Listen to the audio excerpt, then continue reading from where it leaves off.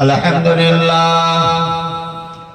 لله نحمده ونستعينه ونستغفره ونؤمن به ونتوكل عليه ونعوذ بالله من شرور أنفسنا ومن سيئات أعمالنا من يهده الله فلا مضل له ومن يضلله فلا هادي له ونشهد أن لا إله إلا الله وحده لا شريك له ونشهد أن سيدنا حبيبنا ومولانا محمدا عبده ورسوله أما بعد فأعوذ بالله من الشيطان الرجيم بسم الله الرحمن الرحيم وما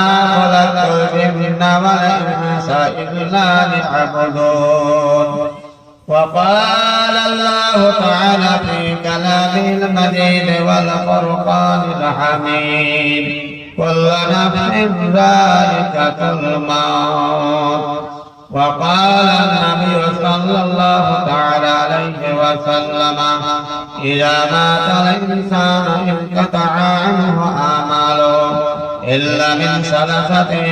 إلا من صدقة جارية أو علم ينتفع به أو ولد صالح يدعو له أو كما قال الله تعالى في شأن حبيبه إن الله وملائكته يصلون على النبي يا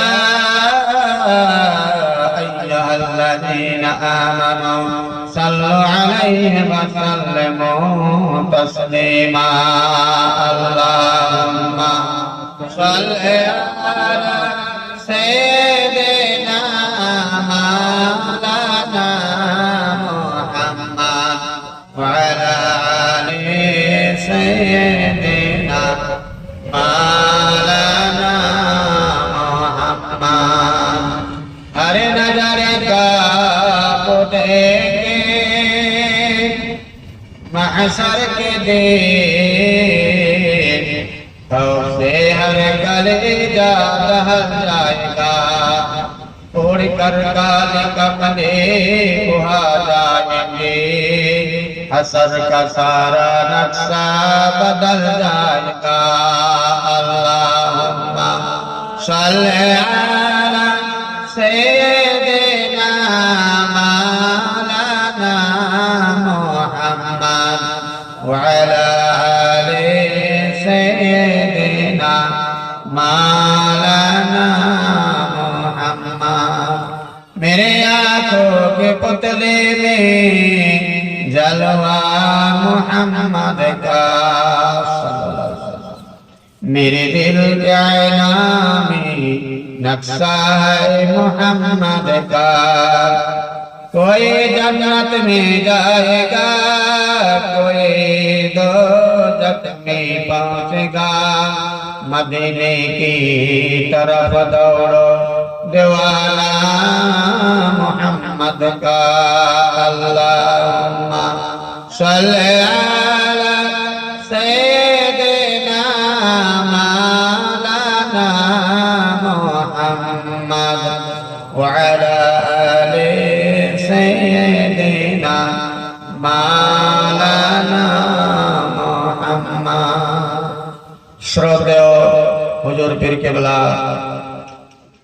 उलमाए किराम प्यारे हाजिर मजलिस पर्दार अंतराले मা বাবাগণ समस्त प्रशंसा समस्त गुणगान ওই মহান আল্লাহ তাবারক তাআলার জন্য তার পরিবারে দরুদ ও সালাম অগণিত অবতীর্ণ হোক আমাদের প্রাণনাথ জাহানের বাদশা সৈয়দুল মুরসালিন আমিনার লাল মরুদুলাল প্যারা নাম হযরত মুহাম্মদ রাসূলুল্লাহ সাল্লাল্লাহু তাআলা আলাইহি সাল্লামের উপর আজ আমাদের কাছ থেকে অনেকের মা বা ভাই ব্রাদার আত্মীয় স্বজন স্ত্রী পুরুষ ছেলে মেয়ে নীরব কবরে শুয়ে আছে, তাদের আত্মার কল্যাণের জন্য এই শব্দশালীর মাহফিল কায়েম করা হয়েছে। যে কবরস্থান উপলক্ষে একটা মাহফিল তৈরি করা হয়েছে। আমাদের টাইম খুব কম, অল্প সময়, তার মধ্যে দু চারটি কথা আলোচনা করব। আল্লাহ পাক রব্বুল আলামিন আমাদেরকে দুনিয়ার মধ্যে পাঠালেন যিনি ইনসানকে নিজের ইবাদতের জন্য। শুনে আসলেন আমার পূর্বে যে বক্তা বললেন, বেশ সুন্দর ভাবে বলেছি, কিন্তু আমলের অভাব। তো কথা হচ্ছে যে ইনসান এই দুনিয়াকে আল্লাহ পাক রব্বুল আলামিন ইবাদতের জন্য পাঠালেন, তো আমাদেরকে যে কয়দিন, যে কয় বছর, যে কয় মাস আল্লাহ পাক আমাদেরকে হায়াত দিয়েছেন, এই হায়াতের মধ্যে আমাদেরকে আল্লাহ এবং আল্লাহ রাসূলের এবং ওলির আমলে অনুকরণ করে আমাদেরকে চলতে হবে। এদের দাবিদারি করে আমাদেরকে চলতে হবে। আল্লাহ যেটা হুকুম করেছে আমাদেরকে পালন করতে হবে। রাসূলুল্লাহ সাল্লাল্লাহু আলাইহি ওয়াসাল্লামের সুন্নাত মোতাবেক আমাদেরকে চলতে হবে। এবং ওলিল আমর যারা হাক্কানি পীর মুর্শিদ ওলামায়ে কেরামগণ জ্ঞানীরা যে মত পথ চলতে বলে সেরকমভাবে চলতে হবে, কিন্তু শরিয়াতের মধ্যে হতে হবে। আবার কেউ টাইটেল পাস করে বসে আছে, বলে কি নামাজ পড়তে হবে না, কেউ মানবে কি? কেউ মানবে? মানবে ও যত টাইটেল পাস। আর যদি বলে কি বাবা নামাজ পড়তে হবে, রোজা রাখতে হবে, টাকা পয়সা হজ করতে হবে, যাকাত দিতে হবে, সবাই মানবে। যদি আমল না করে তো অন্তর থেকে মানবে যে হ্যাঁ ঠিকই কথা বলেছে। তো কথা হচ্ছে আমরা যে কিছুদিন দুনিয়াতে আমরা বসবাস করব, আল্লাহ যতদিন আমাদেরকে হায়াতে রেখেছেন সেই সময়ের মধ্যেই বাবারা, ভাইরা, বাবাজিরা আল্লাহ এবং আল্লাহ রাসূলের পাবন্দি হয়ে চলাফেরা করবেন। কেননা আমার এখানে আসা, এই ইনাদপুর গ্রামে আসা, এই 25 সালে 34 বছরে পড়ে গেলাম, 34 বছরে পড়ে গেলাম, কিন্তু আমি এসে কত মানুষের জানাজা পড়লাম, সুবহানাল্লাহ, মনে নাই। আর মনে থাকলো না, খাতা কলম তো আর নেই। ইন্তেকাল হলো, জানাজা পড়ে মাটি দিয়ে চলে আসলাম। তো কত মানুষকে দেখলাম তারা দুনিয়াতে ফিরে আসে। কিছু মানুষের মধ্যে শুনতে পাওয়া যায় যে সবাই না, কিছু কিছু মানুষের মধ্যে যা হবে তা হবে, যদি বলে দেয় কবরের ভয় নাই, দেখা যাবে কবরে। বাবা দেখা কি যাবে, কবরে গিয়ে আর কোন বুদ্ধি লাগবে না, কোন বুদ্ধি লাগবে না। কবরে সাপ এসে ছবল মারবে, ডান্স করবে, কিছু করতে পারবে না। আমি আপনি কিছু করতে পারবো না, শাস্তি হবে। জাহান্নামের ফেরেশতারা লোহার আগুন, একটা লোহার সেই মোংরা থাকবে, আমরা মোংরা বলি না, বাস ফাটানো যাবে, সেরকম একটা এমন বাড়ি মারবে যে 70 গজ মাটির নিচে ঢুকে যাবে একবার আঘাত। আবার ঝাপটা মেরে উঠে কবর কিছু করতে পারবে তার কি? সে ফেরেশতা কিছু করতে পারবে? পারবে না।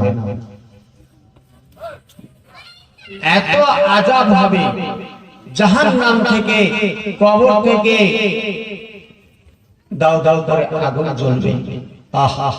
সেই আগুন থেকে বাঁচবার কোনো তখন উপায় থাকবে না। কি করবে? কবর গিয়ে দেখবো, কি দেখবে? ওর কাছ থেকে কেউ বাঁচতে পারবে? কিছু দেখার নেই। আল্লাহ রাসূল আল্লাহর হাবিব বলেন, ইযা মাতাল ইনসানু ইনকাতা আনহু আমালুহু, মানুষ যখন ইন্তেকাল হয়ে যায় তার সমস্ত আমলনামা বন্ধ হয়ে যায়।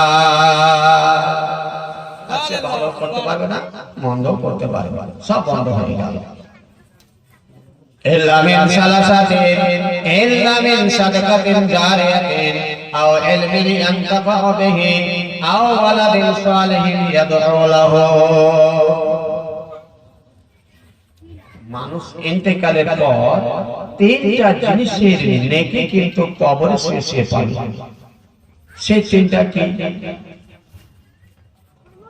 সাদকায়ে জারিয়া, আপনি মক্তব, রাস্তাঘাট, মসজিদ, স্কুল, কোন নলকূপ ইত্যাদি দিয়ে গেলে যতদিন চালু থাকবে কবরের শেষে নেকি বাবা পাবে। কোন মানুষকে ইলম শিক্ষা দিয়ে গেলেন,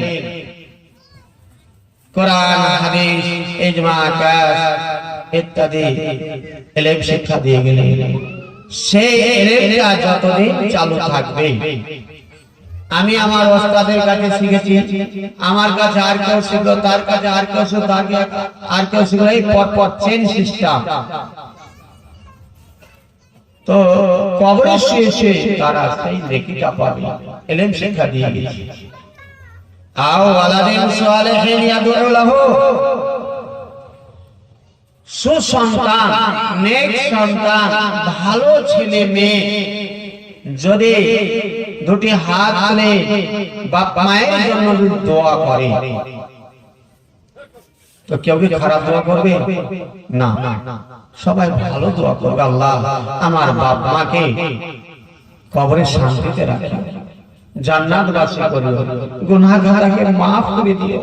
বাপ মায়ের জন্য দুটি হাত তুলে দোয়া করবে। নেক সন্তান যদি হয়, ভালো সন্তান যদি হয়, তার দোয়াটা আল্লাহ কবুল করবে, তার নেকিটা সে তার বাপ মা কবরে শেষে পাবে। কিন্তু সন্তানকে নেককার করতে হবে, পরেজগার করতে হবে, নামাজি করতে হবে, আল্লাহওয়ালা করতে হবে, তাদের তো আল্লাহর দরবারে কবুল হবে, সেই নেকিটা কবরে শেষে পাবে। আর যদি এরকম আমরা ভোলা বাটকায় ছেড়ে দিই, দোয়া করবে না, কিছু করবে না, কবরের শেষে আফসোস করবে, আমি এত ধন সম্পদ, এত টাকা পয়সা, জমি জায়গা রেখে আসলাম, ছেলে মেয়ে বাচ্চাকে রেখে আসলাম, আমার জন্য দুটি হাত তুলে দোয়া চাই না, আমি তাদেরকে কি রেখে আসলাম? তখন কবরের শেষে আফসোস করবে, কবরে গিয়ে আফসোস করবে। তো কথা হচ্ছে, বাবা 5 ওয়াক্ত নামাজ আদায় করো, নামাজ ছাড়া কোনো উপায় নাই। হাদিস পাকের মধ্যে এসেছে, কাল কিয়ামতের ময়দানে, মহাশরের ময়দানে সর্বপ্রথম ঈমানের পরে আপনার নামাজের হিসাব হবে, নামাজের হিসাব হবে। যদি সেখানে নামাজের হিসাব যদি করেন, আপনার সমস্ত কাজ যদি করা থাকে, নিশ্চয় আল্লাহ পাক তাকে জান্নাত দান করবেন। জান্নাত জাহান্নাম আল্লাহর খুশি, জান্নাত হচ্ছে আল্লাহর খুশি, জাহান্নাম হচ্ছে আল্লাহর গসা। যদি আপনি যদি আল্লাহর ইবাদত করে যায়, আল্লাহ যদি সন্তুষ্ট হয়ে যায়, তাহলে জান্নাত দেবে। আমি যত ইবাদত করি, যদি লোক দেখানো ইবাদত করি, তাহলে আল্লাহ তো সন্তুষ্ট হবে না, কিন্তু আল্লাহই খুশির জন্য আমরা করি না। যদি লোক দেখানো করি, আল্লাহ রাগে গোসাতে অসন্তুষ্ট হয়ে যাবে,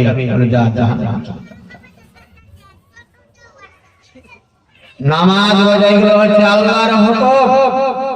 আল্লাহ যদি আল্লাহর হুকুমকে যদি আমরা মেনে চলাফেরা করি, তাহলে আল্লাহ যদি খুশি হয়ে যায় আমরা পার।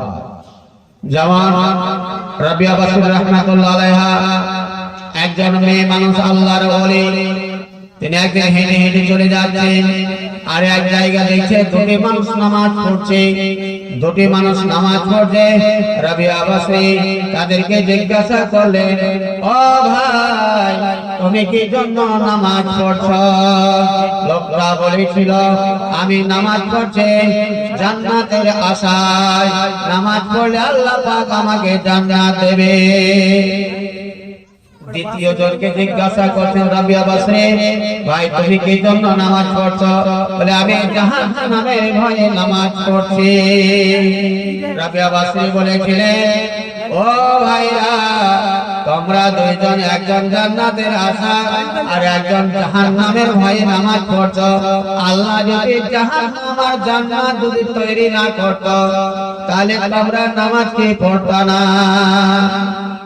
আল্লাহ যদি জান্নাত জাহান্নাম যদি তৈরি না করতো আর নামাজের হুকুম যদি করতো তোমরা পড়তে না। আমি রাবিয়া বাসরি বলছি, আমি জান্নাতের আশাতে আর জাহান্নামের ভয়ে যদি আমি নামাজ পড়ে আমার যত জাহান্নাম ওয়াজিব হয়ে যায়। রাবিয়া বাসরি বলছেন, বিখ্যাত আল্লাহ বলি, তিনি বলছেন আমি জান্নাতের আশাতে আর জাহান্নামের ভয়ে আমি নামাজ পড়ে আমার জন্য জাহান্নাম ওয়াজিব হয়ে যায়। এটা আল্লাহর হুকুম। আল্লাহ হুকুম করে আমাদেরকে হুকুম পালন করতে হবে। যদি আল্লাহ সন্তুষ্ট হয়ে যায় আমাদের ইবাদত আল্লাহ দিতে পারে। যদি সারা জীবন ইবাদত করে থাকে আল্লাহ যদি পছন্দ না হয় তাহলে আমাদেরকে জাহান্নাম দিতে হবে। এটা আল্লাহর হুকুম পালন করতে হবে। জান্নাত জাহান্নাম ভয় করলে হবে না। জান্নাত আল্লাহর খুশি, জাহান্নাম আল্লাহর গজব, আল্লাহর গোসা। আল্লাহ যদি সন্তুষ্ট না হয় আমাদেরকে জাহান্নামে যেতে হবে।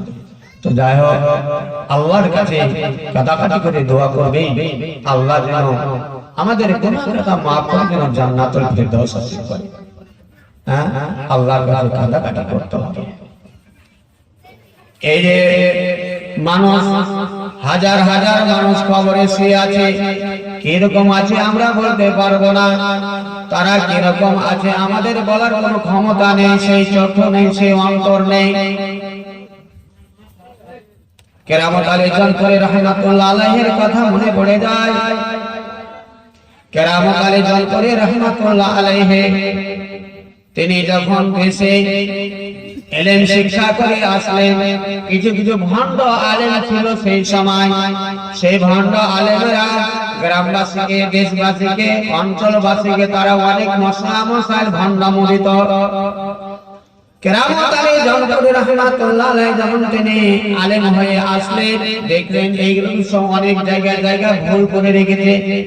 তিনি যখন ভুলগুলো সংশোধন করতে লাগলেন, সেই ভণ্ড আলেমদের মনে একটা হিংসা হয়ে গেল যে কেরামত আলীকে কিভাবে লাঞ্ছনা দেওয়া যায়, কিভাবে তাকে অপদস্থ করা যায়, কিভাবে তাকে মানুষের কাছে হেয় করা যায়। এই বলে তার একটা গোপনে মিটিং করলো।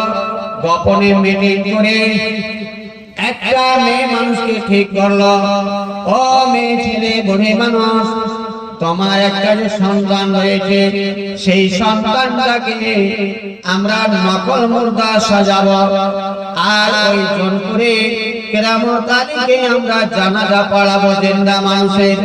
তুমি এতে রাজি হয়ে যাও, তোমায় কিছু টাকা পয়সা দেব। কেরামত আলী জনপুরি রহমাতুল্লাহ আলাইহিকে মানুষের কাছে হেয় করার জন্য তারা গোপনে ষড়যন্ত্র করলো। মেয়ে মানুষটা রাজি হয়ে গেল। রাজি হয়ে তার একটা ছেলেকে, একটাই মাত্র ছেলে বলে, তাকে জিন্দা কাফন কাপড় পরিয়ে খাটিয়া খানাতে রেখে দিলে। খাটিয়াটা এনে জানাজার কাছে রেখে দিলে। কেরামত আলী জনপুরি রহমাতুল্লাহ আলাইহি তেনার কাছে খবর গেলেন, হুজুর আপনি আমাদের গ্রামে একটা মাইয়াত হয়েছে, আপনি দয়া করে মেহেরবানি করে তার জানাজাটা পড়ো। আপনারা যদি জানাজা পড়েন আমাদের দীর্ঘ বিশ্বাস আপনাদের দোয়াটা আল্লাহর দরবারে কবুল হয়ে যাবে। হুজুর একটু দয়া করে চলো বাবা। কেরামত আলী জনপুরি রহমাতুল্লাহ আলাইহি তিনি যখন জানাজার কাছে আসলেন, বলছে বাবা এই মাইয়াতের মালিক কে? বলে হুজুর আমরা। একদম সবচেয়ে একবারে বলে দিলেন, হুজুর আমরা না। মাইয়াতের মালিক হয় একজন, কে আছে? তখন কিছু মানুষ, ওই যে মেয়েটা দাঁড়িয়ে আছে দূরে, উনি হচ্ছেন মাইয়াতের মালিক। মেয়েটাকে জিজ্ঞাসা করলো, ও বুড়ি মা, তোমার ছেলেকে তুমি জানাজা পড়তে হুকুম দিচ্ছ, বলে হুজুর পড়ে। আবার বলছো ও মেয়ে ছেলে, তোমার ছেলের কি জানাজা পড়তে আমাকে হুকুম করছো, বলে হুজুর পড়ে। আবার ও মেয়ে ছেলে, তুমি কি তোমার ছেলের জানাজা পড়তে আমাকে হুকুম করছো, বলে হুজুর পড়ে। কাতার সোজা হয়ে সব দাঁড় হয়ে আছে, একটা কথা যেন না বলতে এমন তারা সজাগ হয়ে আছে। কাতার এমন সোজা করে আছে, এমন সময় বললেন বাবা তোমরা নিয়াত করে দাও। নিয়াত করার সঙ্গে সঙ্গে কেরামত আলী জনপুরি রহমাতুল্লাহ আলাইহি নিয়াত করে তিনি তাকবীরে তাহরিমা করে চারটা তাকবীর দিয়ে যখন ডান দিকে সালাম ফিরছেন, হো করে একটা আওয়াজ হয়ে উঠলো। তিনি বাম দিকে সালাম, কি হলো বাবা তোমরা হই হাল্লা কেন করছো, কি হলটা? হ্যাঁ বলে আপনি বলে জবরদস্ত আলেম, আপনি জিন্দা মানুষের জানাজা পড়লেন? কই আপনার কোথায় কি? বলে না বাবা আমি জীবনে জিন্দা মানুষের জানাজা পড়িনি, আমি মৃত্যু মানুষের জানাজা পড়েছি। তখন দেখেন খুলে দেখেন জিন্দা মানুষ বলে আপনারাই দেখেন, আমি কি দেখি? আমি তো মৃত্যু মানুষের জানাজা পড়েছি, আপনারা দেখেন। যখন সেই খাটিয়াখানা থেকে কাফনের কাপড়টা যখন খুলে দেখছে মৃত্যু হয়ে পড়ে আছে, মৃত্যু হয়ে পড়ে আছে। ওই বনে মেয়েটা এসে কেরামত আলী জনপুরি রহমাতুল্লাহ আলাইহির কাছে পায়ে পড়ে গড়াগড়ি দিতে লাগলো, কাঁদতে লাগলো হুজুর একটু আল্লাহর দরবারে দোয়া করেন, এনারা সবাই আমাকে কিছু টাকা পয়সা দিতে চেয়েছিল, আর আমার জিন্দা ছেলের কাফন পরিয়ে তাকে এখানে খাটিয়াখানা করে নিয়েছে। আপনাকে হেয় করার জন্য, আপনাকে লাঞ্ছিত করার জন্য আপনাকে জিন্দা মানুষের জানাজা পড়তে নিয়ে এসেছে।